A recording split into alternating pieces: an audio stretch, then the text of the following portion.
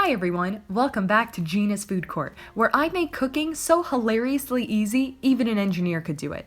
If you're new here, please hit that subscribe button for a new cooking video every Thursday.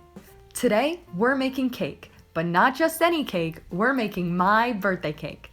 That's right, ladies and gentlemen, it's my 21st birthday. Well, technically yesterday was my birthday, which is weird because I still haven't received any of the gifts from you guys. They must have got lost in the mail or something. So throw your hair up and grab an apron because we're making a 3-tiered strawberries and cream cake topped with chocolate drip. Don't even try to tell me this isn't the most handsome cake you've ever laid eyes on.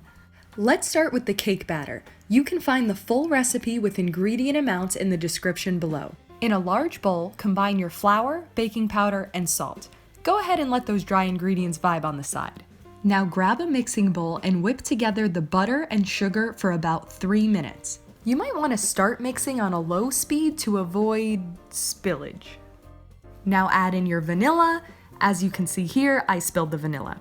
How about we detach the bowl because once again we want to #avoid spillage. Now add in your eggs and mix those ingredients until they're thoroughly combined.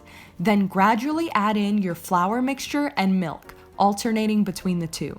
Your ingredients will combine much easier if they're all at room temperature, unless your room is like freakishly cold or something.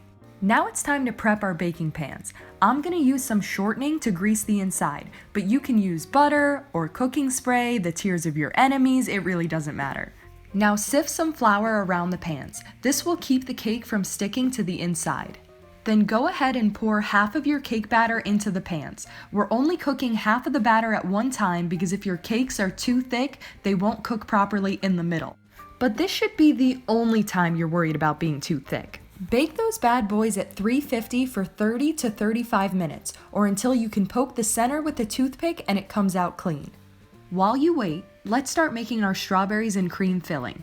In one bowl, mix together your sliced strawberries with half a cup of sugar and let them set off to the side.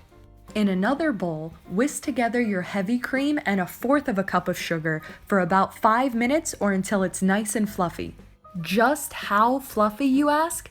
Well, about as fluffy as this cow, but not quite as fluffy as these chicken alpaca things. It might be easier to just show you. It should look something like this. Now that the time is up, I'm going to take the pans out of the oven with my bare hands and carefully flip them onto a cooling rack. Now repeat the process of prepping the pans and baking the other half of the batter. While that second batch cooks, let's make our frosting. You can use pre-made frosting, but since I'm not an animal, I'm going to make a super simple strawberry frosting. Put your butter into a mixing bowl and gradually add in the powdered sugar.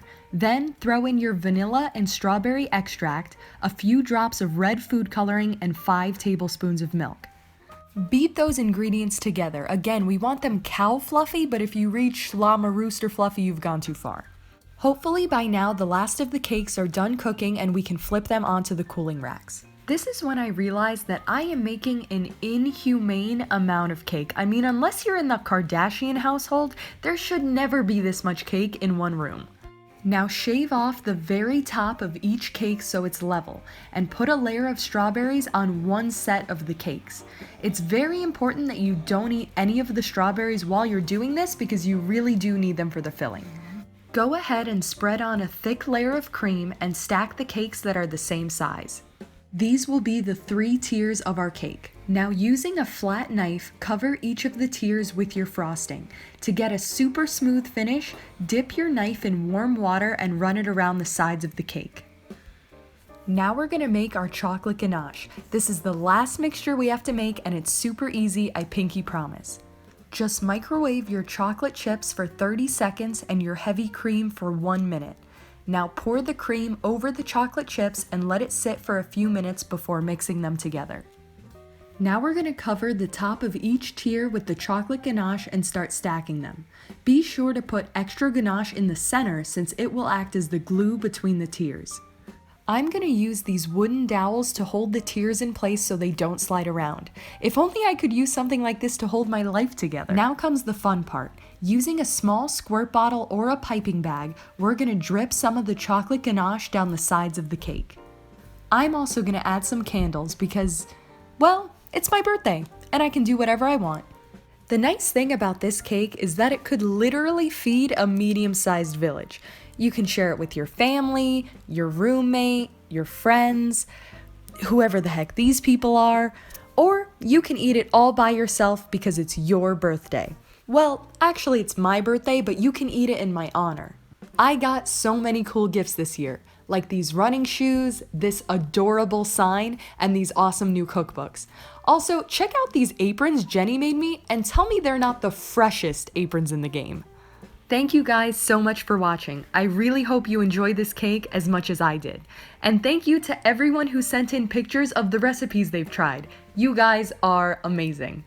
See you next week on Gina's Food Court. Don't forget to subscribe to my channel and turn on notifications so you never miss a recipe.